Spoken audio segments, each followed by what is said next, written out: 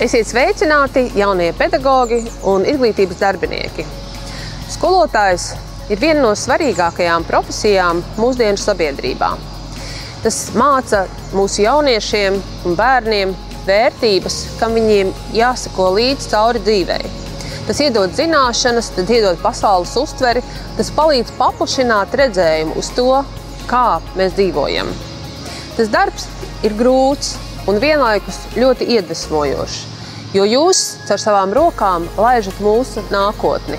Jums ir iespēja veidot nākotni, strādājot ar pašiem mazākajiem līdz vidusskolai un arī tālāk. Es aicinu jūs, lai jums vienmēr saglabājas deksme strādājot ar skolēniem, lai jums vienmēr saglabājas deksme pašiem apgūt zināšanas, un lai jūs sajūtat to, cik ļoti sabiedrība jūs novērtē un atbalsta ikdienas iespējams grūtajā darbā. Lai šī diena ir priecīga un lai jums izdodas sasniegt tos mērķus, ko jūs esat sev nosprauduši.